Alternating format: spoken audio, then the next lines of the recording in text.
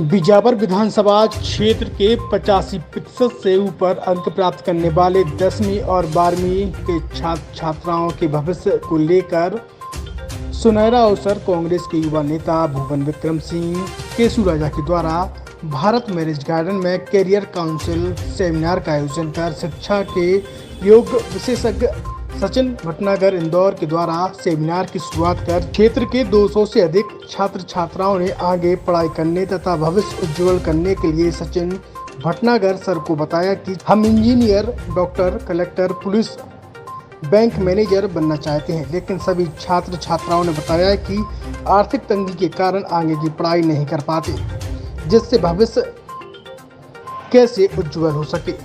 सभी के विचार सुनकर सचिन भटनागर ने सभी को सुझाव दिया व केसुराजा ने सभी छात्र छात्राओं के लिए कहा है कि क्षेत्र का कोई छात्र छात्राएं आर्थिक तंगी से अपनी पढ़ाई न रोकें, सबकी पढ़ाई का आपका बड़ा भैया उठाएगा।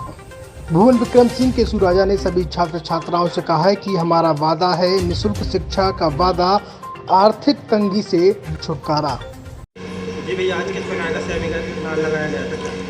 आज ये करियर काउंसलिंग की सुविधा आज यहाँ पे उपलब्ध कराई गई थी ईशानगर में।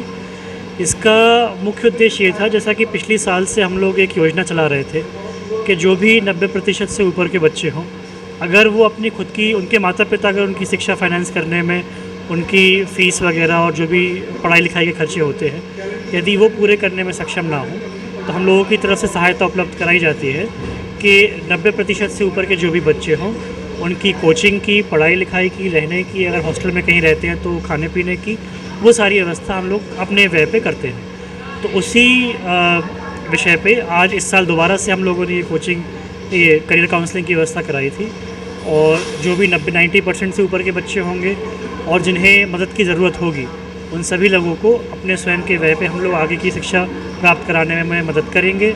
उसके नीचे 80 से लेकर 90 के बीच में जो बच्चे होंगे उनको भी हम लोग कुछ ना कुछ सुविधा, कुछ ना कुछ व्यवस्था उपलब्ध कराएंगे। कहाँ से बच्चे आए थे? कितने बच्चे आए थे? आज लगभग पूरी बिजावर विधानसभा से बच्चे यहाँ पे एकत्रित हुए थे, जो पढ़ाई में होशियार बच्चे हैं।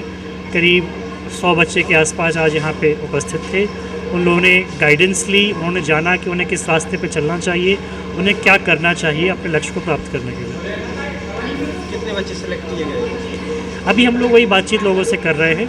अंदाज़ा लग रहा है करीब 20 बच्चे हैं जो 90% के ऊपर हैं, जिनकी हम लोग अगर वो मांगेंगे तो उन्हें मदद दी जाएगी। और उसके बाद जो 80 से 90 के बीच में जो बच्चे होंगे, जो हमें लगेगा कि नहीं इन बच्चों में भी स्पार्क है, ये बच्चे भी पढ़ाई में आगे निकल सकते हैं, उन्हें भी हम लोग सुविधा उपलब्ध कराएंगे। धन्यवाद देना चाहेंगे माता पिता जो बच्चे हैं? नहीं, ये बहुत बहुत बहुत बड़ी बात है कि विषम परिस्थितियों में बुंदेलखंड में आज भी बच्चे इतनी कठिन परिस्थितियों में इतने अच्छे अंक लेकर के आ रहे हैं। तो ये बहुत ही गर्व का विषय है उनके माता पिता के लिए भी, और हम सभी लोगों को उनका धन्यवाद देना चाहिए, उनको मार्गदर्शन देना चाहिए और उनकी मदद करनी चाहिए कि वो अपने लक्ष्य को प्राप्त कर सके। और आगे जैसे आज हम अपने आप को सक्षम मानते हैं कि हम उनकी मदद कर सकते हैं, कल ये सभी बच्चे सक्षम होंगे और शायद वो भी आगे और बच्चों की मदद करेंगे। तो ऐसे ही अपने क्षेत्र का और इस बुंदेलखंड भूमि का विकास हो सकता है।